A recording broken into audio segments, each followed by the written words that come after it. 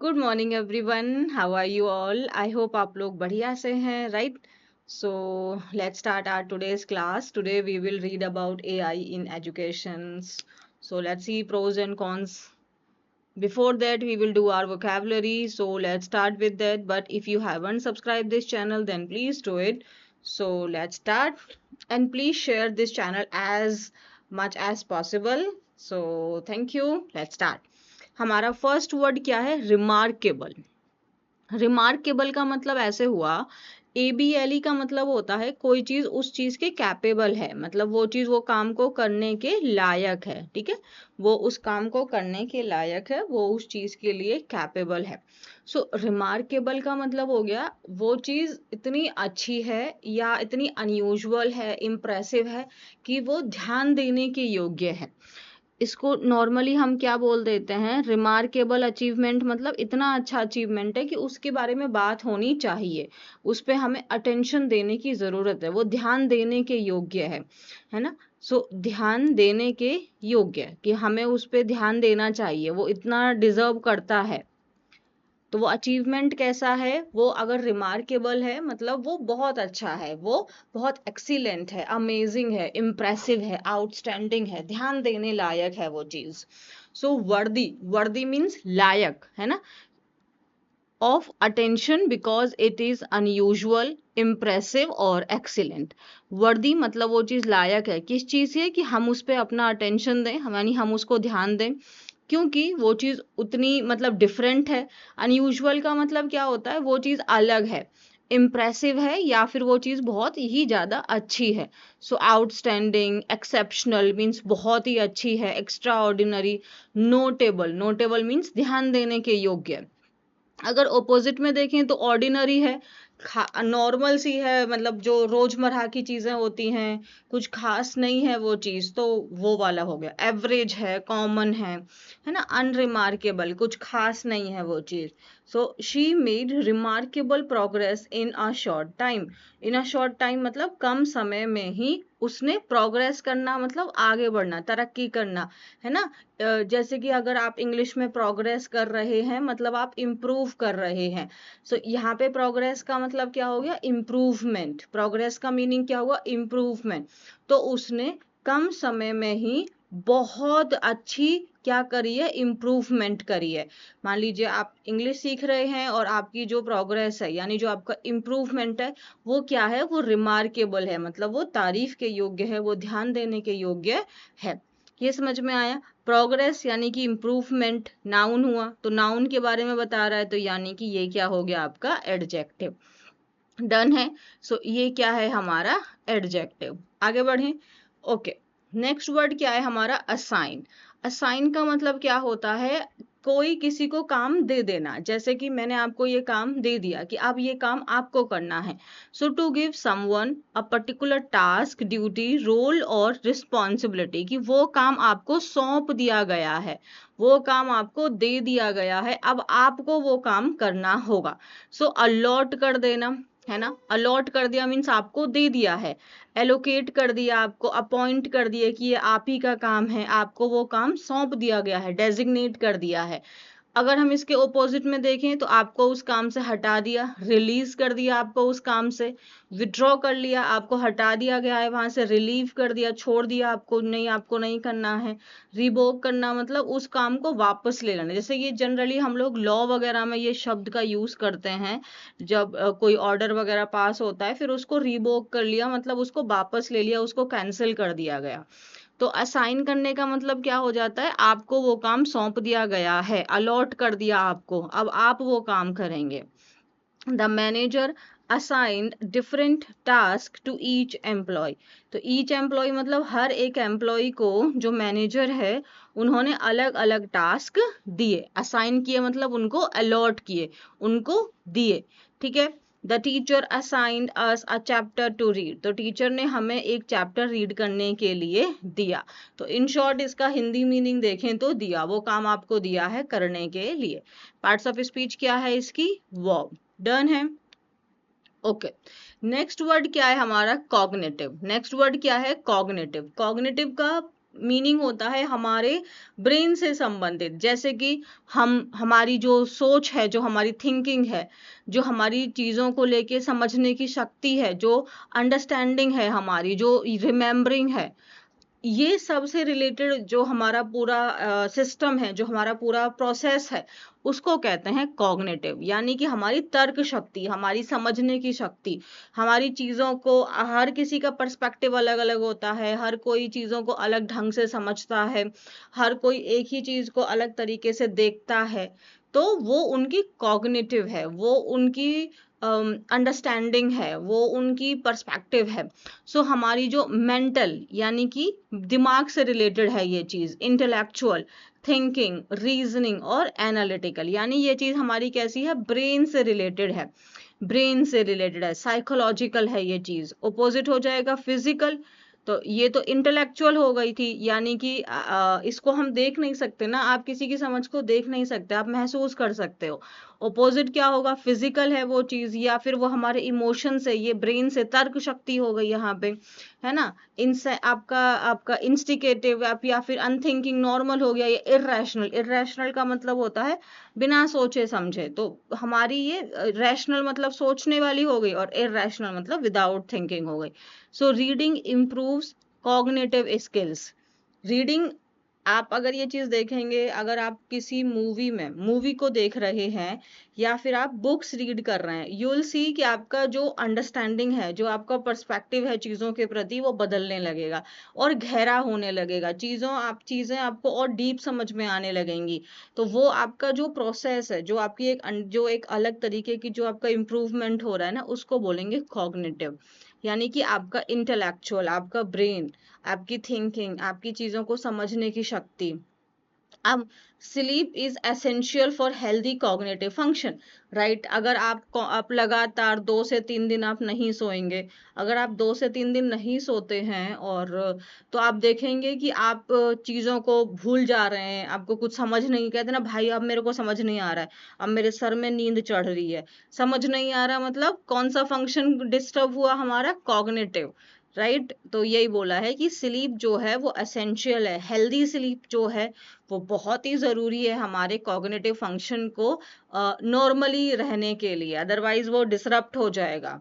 अगर आप 2-3 दिन नहीं सोएंगे, तो फिर एक ऐसा टाइम आएगा जब आपको कुछ भी समझ नहीं आ रहा है, अभी तो आपको सोना ही है, मुझे कुछ समझ नहीं आ रहा, तो वो होता है हमारा कॉग्निटिव। पार्ट्स ऑफ स्पीच क्या है इसका, एडजेक्टिव। नेक्स्ट वर्ड है हमारा एक्वायर। एक्वायर सिंपल सी बात है, एक्वायर कर लेना मतलब उस चीज को आपने प्राप्त कर लिया, उस चीज को आपने गेन कर लिया, या उस चीज को आपने खरीद लिया, ये मतलब है। सो एक्वायर कर लेना मतलब उस चीज को ऑब्टेन करना, ऑब्टेन करना मतलब उसको प्राप्त कर लेना, या उस चीज को आपने खरीद लिया। जैसे कि भारत ने, मान लेते हैं हमने 4 एयरक्राफ्ट एक्वायर कर लिए, तो हमने उनको खरीद लिया, परचेज कर लिया, राइट। सो सिनोनिम्स देखें, यानी कि हमने उसको गेन हो गया ना, ऑब्टेन करना मतलब प्राप्त करना, गेन कर लिया आपने उसको, ऑब्टेन, डेवलप, राइट। आपने अपने अंदर में ऑब्टेन एक्वायर कर लिया नॉलेज, तो आपने अपने अंदर डेवलप कर लिया, लर्न कर लिया। अटेन कर लेना मतलब अचीव कर लेना, और इसका सिनोनिम बाय और परचेज दोनों हो जाएगा, है ना। ऑपोजिट क्या हो गया, छोड़ देना उसको, ये हार जाना, रिलिंक्विश, जाने देना, सरेंडर कर दिया, आपके पास नहीं है। यहाँ पे हमारे पास होने से हमने उसको अपने अंदर ले लिया है, और क्योंकि हम खरीद रहे हैं तब भी तो हमने उसको अपने अंदर ले लिया ना, घर के अंदर हमने सामान लिया है, और यहाँ पे हमने हमारे सामान को छोड़ दिया है। तो इस तरीके से जो है ये छोड़ने वाले इसके सिनोनिम्स बन रहे हैं। Company plans to acquire a small startup. तो कंपनी क्या कर रही है, प्लान कर रही है कि एक छोटा स्टार्टअप है उसको वो एक्वायर कर लेंगे, मतलब वो उसको खरीद लेंगे, उसको वो अपने अंदर समा लेंगे, राइट, अपने अंदर ले लेंगे उसको। जैसे आप लोग देखते हैं कि जैसे आप कहते हैं ना कि ये जो है ना, अब ये बात मान लेते हैं किसी पहले कोई एक नॉर्मल सी कंपनी थी या कोई स्टार्टअप था, उसके ओनर कोई और थे, फिर बाद में उसको किसी और ने खरीद लिया है, कहते हैं अब ये ना इनकी कंपनी नहीं है, अब ये इस कंपनी की हो गई है, क्योंकि अब उन्होंने इसको अपने अंदर एक्वायर कर लिया, यानी कि अब उन्होंने उसको अपने अंदर ले लिया है, उसको ऑब्टेन कर लिया है। ओपोजिट करेंगे तो क्या कर देंगे, जो कंपनी छोड़ रही है, यानी जो जिन्होंने स्टार्टअप के जो ओनर थे, जो सीईओ थे, उन्होंने इसको छोड़ दिया, तो उन्होंने उसको रिलिंक्विश कर दिया, छोड़ दिया, उसको सरेंडर कर दिया कि अब हमसे नहीं हो रहा, छोड़ दिया उसको। children acquired language naturally by listening to others, right? So जो बच्चे होते हैं वो लैंग्वेज को नेचुरली कैसे एक्वायर करते हैं, कैसे वो प्राप्त करते हैं, कैसे वो गेन करते हैं, कैसे वो लर्न करते हैं, कैसे वो डेवलप करते हैं? दूसरों की भाषा, दूसरों को सुन के ही तो उनको वो चीजें आ जाती हैं ना। जैसे कि आपकी जो भी मदर टंग है वो आपको बहुत अच्छे से आती है, क्यों? क्योंकि उन आपने वही सुना है। हरियाणा में हो आप तो आपके घर में जैसे बोला जाएगा आपको हरियाणवी ऑटोमेटिक आ जाएगी। और वो जो टच है ना वो कभी जाता भी नहीं है हमारा, तो हमने वो चीज एक्वायर कर ली है ना। तो वो हमने क्या कर लिया, अब देखो यहाँ पे समझ में आया डेवलप इसका सिनोनिम कैसे हुआ, लर्न इसका सिनोनिम कैसे हुआ। तो इस तरीके से हम वर्ब को, हम वोकैबुलरी को क्या कर रहे हैं, हम एक्वायर कर रहे हैं, हम अपनी इंग्लिश लैंग्वेज की लर्निंग को हम क्या कर रहे हैं, और ग्रो कर रहे हैं और डेवलप कर रहे हैं। तो पार्ट्स ऑफ स्पीच क्या है इसका, वर्ब। आपको पता है लर्निंग एक हमेशा ना बहुत स्लो प्रोसेस है। जैसे अगर आप धीरे धीरे आप सीख रहे हैं, आप बहुत अच्छा इम्प्रूव कर रहे हैं, बट जहां पे आपने जल्दबाजी दिखानी शुरू कर दी ना, वहीं से प्रॉब्लम की शुरुआत है। चलिए अब इसको रीड करते हैं, बहुत अच्छा आर्टिकल है, let's start. Why students need to read before they use AI? अब ये ना एक ऐसी समस्या बनती जा रही है, मतलब कहते हैं ना हर चीज एक फायदे के लिए शुरू होती है और वो कहीं ना कहीं नुकसान पे जाके खत्म होने लग जाती है, यही एआई के साथ हो रहा है। AI means your artificial intelligence. तो क्योंकि अब हमारे पास में, चलो पहले यही देख लेते हैं, बहुत अच्छे से यहाँ पे है ये। Suppose when a 13-year old Riya was assigned a short story for homework, she photographed the page, uploaded it on an AI tool, read the summary in 40 seconds, wrote her paragraph and went to bed. She never read the story. If asked why, she would honestly say she did not need to, she is right, and that is precisely the problem. इसी पूरे paragraph ने पूरी कहानी सुना दी है कि AI के साथ प्रॉब्लम क्या हो रही है। अब आप भी उस चीज से रिलेट कर सकते हैं, और अगर आप उस कैटेगरी में आ रहे हैं देन प्लीज ट्राई कि आप अपने आप को उससे बाहर निकालें। कैटेगरी क्या है देखते हैं। सपोज करिए कि एक स्टूडेंट है, ठीक है, उनको एक टीचर ने काम दिया, तो assigned a short story for homework. Assign करना मतलब उनको वो काम दिया कि ये आपका काम है, एक शॉर्ट स्टोरी मान लेते हैं क्रिएट करने का, या उसको कुछ करने का है, या उसकी समरी बनाने का है। तो अब घर पे आके काम दिया, बच्चे को काम दिया गया है, लेकिन अब बच्चा क्या है, अब तो एआई हमारा इतना ज्यादा फैला हुआ है, वाइड स्प्रेड है, तो उसने क्या किया, उस पेज का जो मैम ने उनको काम दिया था उसका उसने फोटो क्लिक किया, उसको एआई पे अपलोड कर दिया, और उसको जो भी पूरी कहानी थी, ओके, उसको कहानी रीड करने के लिए दी कि आपको ये रीड करके आनी है, ये शॉर्ट स्टोरी है, ये आपको रीड करके आनी है। तो बट उन्होंने क्या किया, उसका फोटो क्लिक किया, एआई पे डाला, उसके बाद में उसकी समरी को 40 सेकंड में ही पढ़ लिया, और फिर उस रोट हर पैराग्राफ, अब उसी में से जो उसको समरी वमरी बनाने के लिए दी थी, वही वहां से एआई ने जो समरी बना के दी उसको लिख दिया, और फिर वो सोने के लिए चली गई, और उसने उस स्टोरी को कभी भी नहीं पढ़ा। अगर उससे पूछा जाए क्यों नहीं पढ़ा, तो वो कहेगी honestly she did not need to, कि उसको जरूरत ही नहीं लगी पढ़ने की, उसको काम दिया उसने कर दिया, उसके मार्क्स आ गए, जो उसको जरूरत था वो हो गया। और कहीं ना कहीं वो सही भी कह रही है कि उसको क्या करना था, मार्क्स लेके आने थे, टीचर ने पढ़ने के लिए दिया था, उसने उसकी समरी बना के दे दी है। और यहीं पे हमारी प्रॉब्लम है, ये स्कूल की भी प्रॉब्लम है, क्योंकि हमको मार्क्स से इम्पोर्टेंट है, हमारे लिए सिलेबस इम्पोर्टेंट नहीं है, और यही अब एआई का यहाँ पे मिसयूज हो रहा है। अब एक और चीज मुझे आपको बतानी थी, जैसे अगर आप देखेंगे कि ये पूरी स्टोरी ना एक नरेशन के फॉर्मेट में है, तो हम इसे पास्ट में बना रहे हैं, तो इसीलिए यहाँ पे जैसे ये है रीड, तो रीड क्या होता है आपका, वर्ब का, नॉर्मली देखें तो वर्ब का फर्स्ट फॉर्म होता है, और सेकंड और थर्ड भी सेम यही फॉर्म होते हैं। लेकिन अब जब हम इसके सेकंड या थर्ड फॉर्म की बात करें, तो फिर वहां पे ना हम इसको रीड नहीं पढ़ते हैं, हम इसको रेड पढ़ते हैं। रेड कलर होता है ना, बिल्कुल रेड वो वाला साउंड आता है, ये रेड। अब मुझे कैसे पता चलेगा कि ये फर्स्ट है कि सेकंड है कि थर्ड है, क्योंकि तीनों फॉर्म तो सेम ही है। फिफ्थ तो मान लो रीड्स कर देते हैं। अब दो तरीके हैं आपके पास समझने के। एक बात बताओ, यहाँ पे ये बात किसके बारे में हो रही है, रिया के बारे में। रिया वॉज, यहाँ पे singular verb, was assigned a short story for homework, फिर अगेन यहाँ पे हमने क्या देखा, V2 लगाया है, फिर हमने यहाँ पे क्या देखा, V2 लगाया है, वर्ब का सेकंड फॉर्म। तो यानी कि ये भी कौन सा फॉर्म होगा, ये भी वर्ब का कौन सा फॉर्म होगा, सेकंड फॉर्म होगा। और अगर ये फर्स्ट फॉर्म यानी कि ये आपका उसमें होता, प्रेजेंट में होता भी, तो प्रेजेंट में अगर होता तो रिया आपका क्या है, रिया है सिंगुलर सब्जेक्ट। तो सिंगुलर सब्जेक्ट के साथ में वर्ब सिंगुलर यानी कि वर्ब के लास्ट में एस या ईएस होता। तो अब रीड का हम लोग फिफ्थ फॉर्म क्या होता है, रीड्स होता है। तो यहाँ पे या तो रीड्स होता, ऐसे भी हो सकता था। तो ऐसे आप समझिए। तो इसको हम रेड बोलेंगे, रेड, ठीक है। वर्ब के सेकंड या थर्ड फॉर्म में रेड बोलते हैं, और हम इसको ऐसे आइडेंटिफाई कर लेंगे। आगे फिर देखो, यहाँ पे अगेन आपका वर्ब का सेकंड फॉर्म है, अगेन यहाँ पे वर्ब का सेकंड फॉर्म है, समझ में आया। सो अगेन यानी कि उसने कभी भी वो स्टोरी पढ़ी ही नहीं, तो यहाँ भी सेकंड ही कह रहा है। और अगर उससे पूछेंगे क्यों नहीं पढ़ी, तो वो क्या ही आंसर कहिए कि उसको जरूरत ही नहीं लगी। तो सब कुछ पास्ट में चल रहा है, तो इसलिए हम समझ रहे हैं कि वर्ब की सेकंड फॉर्म है यहाँ पे। ये समझ में आ गया। सो यहाँ पे हमने पढ़ा क्या है, वो समझ में आया कि एक बच्चा है, उसको एक काम करने के लिए दिया, उसने सिंपली एआई का यूज किया, और वो काम 2 सेकंड में 4 सेकंड में उसका हो गया और सो गया। और उसने जो काम टीचर ने दिया था उसने उसको कभी पढ़ा ही नहीं। और यहीं पे हमारी प्रॉब्लम लाया करती है। So let's understand how the companies building AI tools for education are not wrong when they say their products expand access to learning। तो जो कंपनीज हैं जिन्होंने एआई टूल्स को क्रिएट किया, जिन्होंने बिल्ड किया, उनका कहना है कि भाई देखो हमने एजुकेशन के लिए बनाया है। तो वो भी अपनी बात में कंप्लीटली रॉन्ग नहीं है जब वो ये कहते हैं कि जो उनका प्रोडक्ट है वो लर्निंग की रीच को ज्यादा पहुंचा रहा है। मतलब एक्सेस टू लर्निंग, एक्सेस मतलब रीच, कि बच्चों तक एक्सपेंड होना, मतलब वो चीज बढ़ रही है। तो जो कंपनीज जिन्होंने एआई को क्रिएट किया है वो कह रहे हैं कि ये जो एआई टूल हैं ये एजुकेशन में हेल्पफुल हैं हमारे लिए।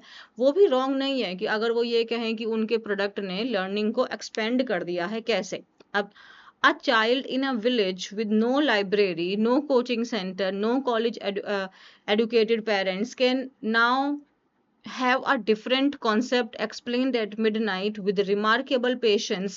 that is a genius achievement। अब इन्होंने कैसे बोला कि देखो जो एआई टूल है, तो यानी कि जो ये प्रोडक्ट है उसने लर्निंग को बहुत ज्यादा फैला दिया है, उसके एक्सेस को, कि हम कोई भी बच्चा कहीं पे भी कुछ पढ़ सकता है। इसको बहुत फैला दिया, एक्सपेंड कर दिया है। कैसे? अब आप सपोज करिए एक बच्चा है एक गांव में जहाँ पे कोई लाइब्रेरी नहीं है, कोई कोचिंग सेंटर्स भी नहीं है, उसके पेरेंट्स पढ़े लिखे भी नहीं है, लेकिन अब वो बच्चा can now have a difficult concept explained at midnight. मतलब अगर उसको कोई भी कॉन्सेप्ट जो बहुत डिफिकल्ट लग रहा है वो उसको रात के मतलब कितनी भी रात में उसको वो सीख लेगा। एक्सप्लेन एट मिडनाइट मतलब वो कितनी भी रात में उसको एक्सप्लेन किया जा रहा है, और वो भी रिमार्केबल पेशेंस के साथ में। क्योंकि जो आपका एआई है, अब अगर आपको क्वेश्चन समझ में नहीं आ रहा है तो आप उससे मल्टीपल टाइम पूछेंगे, फिर आप पूछेंगे, फिर आप पूछेंगे। तो ये रिमार्केबल पेशेंस मतलब धैर्य, और रिमार्केबल मतलब भाई अब जितना चाहें, अब तारीफ के योग्य है ना, अब जितना चाहें आपको वो उतना पेशेंस है एआई के अंदर, तो वो तो आप पे गुस्सा नहीं करेगा। तो वो ऐसे कह रहा है, और ये एक वाकई में जेन्युइन अचीवमेंट है, वाकई में ये एक जेन्युइन अचीवमेंट है। तो हमने दो तरीके के पर्सपेक्टिव को देखा, हमने दो तरीके के सिनेरियोज को देखा। एक बच्चा जो एआई का काइंड ऑफ मिसयूज कर रहा है, और दूसरा बच्चा जो एआई का राइट यूज कर रहा है। ये ठीक है। AI can provide information instantly, instantly मतलब तुरंत, चुटकी में, but it cannot replace the cognitive habits built through sustained reading, reflection and effort। जो आर्टिफिशियल इंटेलिजेंस है ये आपको भाई तुरंत आपको इंफॉर्मेशन प्रोवाइड कर देती है, हमें जो इंफॉर्मेशन चाहिए वो तुरंत प्रोवाइड कर देगी। लेकिन ये जो हमारी कॉग्निटिव जो हमारी इंटेलेक्चुअल जो अंडरस्टैंडिंग है, जो ग्रोथ है, ये उसको कभी भी नहीं बना सकती है ना। But it can not replace the cognitive habits which are built, जो हमारी बनती हैं, जो क्रिएट होती हैं, किस चीज के थ्रू? लगातार जब हम रीड करते रहते हैं, लगातार जब हम चीजों को समझने की कोशिश करते हैं। रिफ्लेक्शन का मतलब यहाँ पे थिंकिंग से है, रिफ्लेक्शन का मतलब यहाँ पे थिंकिंग से है। और जो हम लगातार कोशिश कर रहे होते हैं, उन उन उस प्रोसेस को, उस एफर्ट्स को ये कभी भी ओवर पार नहीं कर सकती है। देखो फायदे हैं, नुकसान भी है। फायदा ये है कि हाँ, अब जैसे अगर मैं अपनी बात बताऊं, जब मैं 9th-10th में थी तो मुझे याद है बहुत प्रॉब्लम होती थी, मतलब लिटरली बहुत प्रॉब्लम होती थी। उस समय पे यूट्यूब इतना भी फ्लॉरिश नहीं हुआ था, तो बहुत प्रॉब्लम होती थी। एक छोटा सा क्वेश्चन अगर फंस गया ना, तो अब उसको समझने में ही पूरा टाइम चला जाता था, क्योंकि मैं ही बड़ी थी, भाई मेरा छोटा, बहन छोटी, तो और टीचर, मैं उस समय होम में ट्यूशन भी नहीं लेती थी। भाई मैं फंस गई तो फंस गई। मुझे याद है मेरा एक क्वेश्चन था, मेरा पूरा पूरा दिन बीत जाता था। हाँ, उससे बहुत हेल्प हुई है, मतलब आज जितनी ये जो हमारी अंडरस्टैंडिंग है ये बहुत उससे डेवलप होती है। लेकिन अगर एआई होता तो वहां पे मेरी डेफिनेटली हेल्प हो जाती। तो डेफिनेटली ये हेल्पफुल है। लेकिन जो हम रीड कर रहे हैं, जो हम अंडरस्टैंड कर रहे हैं, जो हम थिंक कर रहे हैं, जो हम उसमें एफर्ट्स डाल रहे हैं, तो वो जो हमारी कॉग्निटिव हैबिट जो बन रही है, इसको कभी भी नहीं हटा सकता है AI. Reading was already in decline before AI entered classrooms, ये तो सच्चाई है। रीडिंग करने की हैबिट भाई हमारे अंदर कम होती जा रही है। हम लोग बुक्स रीड नहीं करते, हम अपनी टेक्स्ट बुक्स को रीड नहीं करते हैं, हम एडिशनल किताबें कहाँ से पढ़ेंगे? ये गलत हैबिट है। Reading was already in decline, reading already कम हो रही थी long before AI entered classroom. तो एआई के आने से पहले ही रीडिंग तो ऑलरेडी कम हो रही थी, मतलब बच्चे ऑलरेडी वो प्रेफर कर रहे थे कि वो कम रीड करें। Right, AI did not create this problem. तो अगर हम कहें कि रीडिंग को डिक्लाइन करने में एआई ने क्रिएट किया है इस प्रॉब्लम को, तो हम गलत हैं। It entered an education system where deep reading was already weakening and made it even easier to avoid the effort. मतलब समझ में आया? कोई चीज ऑलरेडी कम हो रही थी, फिर उसके ऊपर से हमें कुछ ऐसा चीज मिल गई जिसने उसको एकदम खत्म कर दिया कि अब हमें इसकी जरूरत ही नहीं है। अब मुझे इतना रीड करने की, इतना समझने की जरूरत ही क्या है? मतलब जब मैं 11th या 12th में थी, तब तो वो एक बुक आती है ना, टेक्स्ट बुक तो छोटी छोटी होती है एनसीईआरटी वाली, लेकिन वो गाइड्स जो जो आती है, वो बड़ी बड़ी जो रेफरेंस बुक्स होती है, भाई मतलब उनके हम पन्ने पलटते रहते थे। मुझे याद है मेरे केमिस्ट्री के एग्जाम से पहले मेरी एकदम तबीयत खराब हो गई और मैंने कुछ नहीं पढ़ा, लेकिन मैंने बहुत अच्छा परफॉर्म किया, क्योंकि मैंने ऑलरेडी इतनी बार वो बुक्स पढ़ी हुई थी। तो अब हमें सॉल्यूशन जल्दी नहीं मिलता है ना, तो सॉल्यूशन निकालने के प्रोसेस में हमने जो अंडरस्टैंडिंग डेवलप की है, वो आपकी एआई कभी भी नहीं लेके आएगी। और यही बात बोली गई है रीडिंग के लिए। जो हम बुक्स में भी जो रीड कर रहे हैं, जो हम अंडरस्टैंड कर रहे हैं, उस प्रोसेस को कभी भी एआई नहीं कंप्लीट कर सकती है। Reading was already in decline, मतलब एआई के आने से पहले ही रीडिंग कम हो रही थी। उसके बाद में एआई ने इस प्रॉब्लम को क्रिएट नहीं किया है, उसने वो एजुकेशन में आई जब डीप रीडिंग ऑलरेडी कमजोर हो रही थी, और इसने उसको और आसान बना दिया, तो लोगों ने भैया एफर्ट लगाना ही कम कर दिया। रीडिंग क्या करती है? It shapes the mind in ways that summaries never can. Right, अभी भी जो आप रीड कर रहे हैं, अगर आप थ्रू आउट मेरे साथ रीड कर रहे हैं, तो आपकी वोकैबुलरी को अंडरस्टैंड करने की, कॉम्प्रिहेंड करने की पावर एक अलग ही लेवल पे जा रही होगी। तो रीडिंग क्या करती है ना, हमारे माइंड को जिस तरीके से शेप करती है, वो समरी कभी भी नहीं कर सकती। अगर आपको सिर्फ इस कहानी का जिस्ट में लाके दे दूं, वो आपको उतना हेल्पफुल नहीं होगा जितना इस पूरे प्रोसेस को आप समझ रहे हैं। Comprehension depends on background knowledge, vocabulary, context, and the ability to connect ideas. Comprehension का मतलब क्या हुआ? Understanding. Comprehension का मतलब हुआ हमारी understanding, हमारी grasp, हमारी समझ, हमारी अंडरस्टैंडिंग। ये किस चीज पे डिपेंड करती है? आप इस पूरे पैसेज को कैसे समझ पाओगे?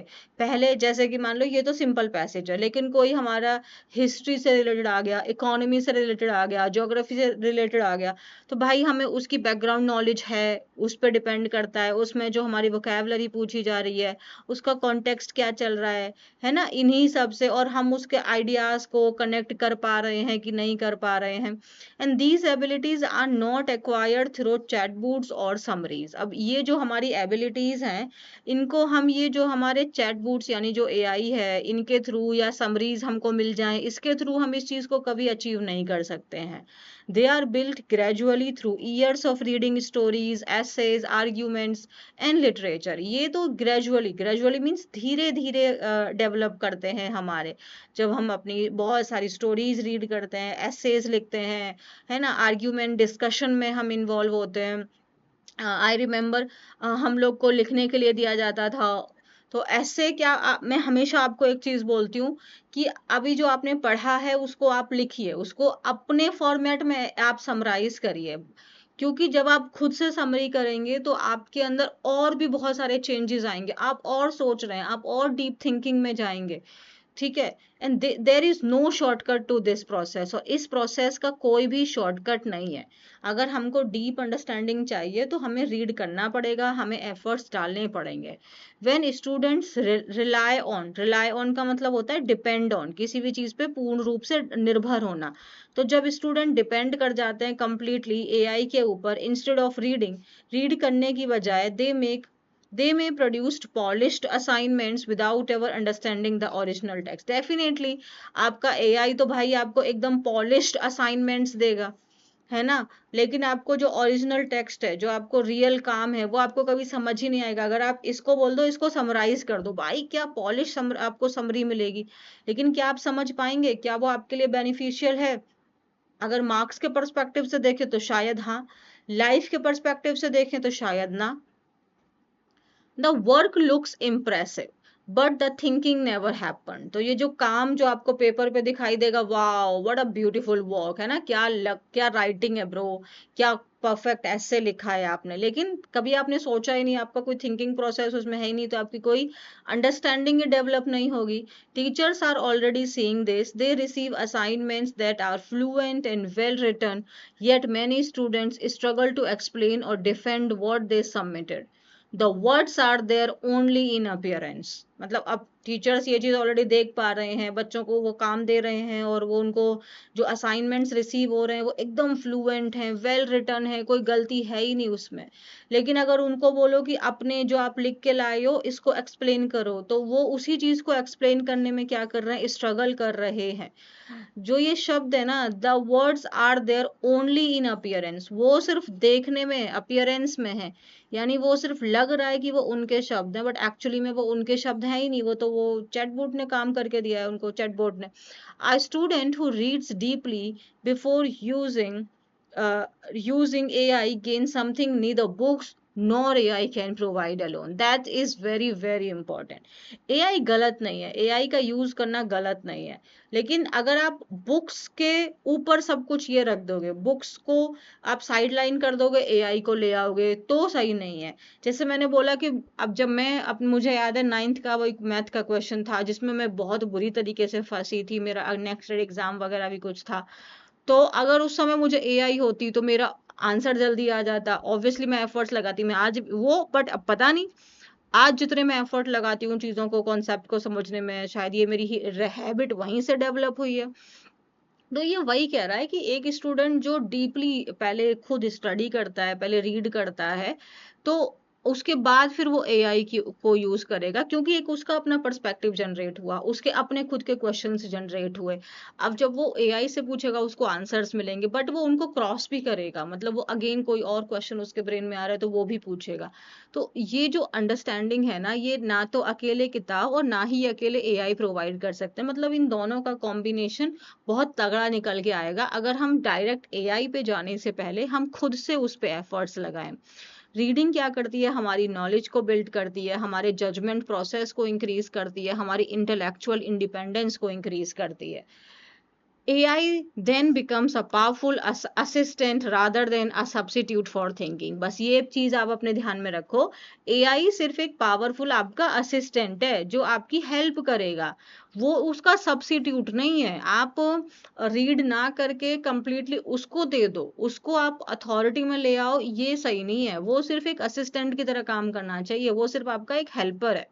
Such a student can question AI's answers, recognize its mistake and use it wisely because she brings her own understanding to the conversation। तो अगर आप अच्छे से रीड कर रहे हैं तो उसी जो स्टूडेंट पहले रीड कर रहा है फिर क्वेश्चंस कर रहा है, बुक्स को फॉलो कर रहा है, तो एक ऐसा स्टूडेंट क्या है जो एआई जो उसको आंसर्स दे रहा है वो उनको भी क्वेश्चन करेगा, नहीं ये सही नहीं है, इसको ऐसे भी तो है, तुमने अभी तो ये बोला था, ये कैसे हो सकता है, इसका आंसर ये कैसे हो सकता है। तो आप उससे क्वेश्चन करिए, तभी आप और डीप जा रहे हैं, क्योंकि आपने बुक्स को रेफर किया।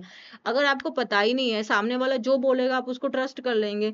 अब एआई पे लिखा होता है ना कि AI like chat GPT can make mistakes, तो या तो आप मिस्टेक्स करेगा वो, बट अगर आपको तो कंप्लीटली रिलाई कर चुके हो उस पर, then how will you ask a question, you will not ask question, है ना। और वो बच्चा उसको वाइसली यूज करेगा, और because she brings her own understanding to the conversation, क्योंकि वो कंप्लीटली उस पर डिपेंडेंट नहीं है, उसकी अपनी भी एक अंडरस्टैंडिंग है उस प्रोसेस में। Reading gives students depth, AI gives them speed and reach. Without the first, the second risk becoming a fast way to produce confident but shallow knowledge. तो रीडिंग जो है वो हमें डेप्थ देती है, और डेप्थ में भाई देखो टाइम लगता है। मैं हमेशा बोलती हूँ learning is a very very slow process, specially अगर लैंग्वेज की बात करें तो बहुत ही स्लो प्रोसेस है। और एआई हमें स्पीड देती है, हमें अनलिमिटेड चीज़ें की हमें वो रिसोर्सेज प्रोवाइड करती है। तो अगर हम without the first means without reading, जो हमारा सेकंड है यानी जो एआई है, the second risk becoming a fast way to produce confident, तो कॉन्फिडेंट लगेगा हाँ मेरा आंसर हो गया, मेरा असाइनमेंट हो गया, लेकिन जो हमारी नॉलेज है वो शैलो है, मतलब सिर्फ हाफ है या फिर बहुत ऊपर ऊपर से है, सिर्फ सरफेस की हमको नॉलेज है, बस ऊपर ऊपर से हमको ज्ञान है। जैसे कहते हैं ना व्हाट्सअप इंडस्ट्री, व्हाट्सअप यूनिवर्सिटी का मतलब क्या हुआ, किसी ने आपको शेयर किया, आपने उसको सच्चाई मान ली, तो बस उतनी ही आपको नॉलेज है, रियल नॉलेज आपके पास नहीं है। तो इसीलिए रीडिंग बहुत ज़रूरी है, ठीक है। तो आपको पर डे रीड करना है, जैसे हम ये आर्टिकल लेके आते हैं वो रीड करिए, इवन कोई भी एक अच्छी बुक लीजिए आप और उसको रीड करिए, एक ही चैप्टर रीड करो, 2 पेजेस रीड करो, बट एवरीडे आपको रीडिंग करनी चाहिए। रीडिंग लाइक मुझे लगता है जो रीड करते हैं ना लोग, वो वाकई में ब्लेस्ड होते हैं, तो आई थिंक कि आप ब्लेस्ड हैं। चलिए, मे गॉड ब्लेस यू, अच्छे से रहिए, बहुत अच्छी और हेल्दी लाइफ आपको जीनी है। एक सिर्फ मतलब ये नहीं कि आपको बुकिश नॉलेज होनी चाहिए, आपको वर्ल्ड की भी नॉलेज होनी चाहिए। चलिए बाय, टेक केयर, चैनल को शेयर कर देना है, सब्सक्राइब कर देना है, और अपना ध्यान रखना है, और ये आर्टिकल को रीड करने के लिए इस वाले टेलीग्राम से ले लेना है, ठीक है। बाय।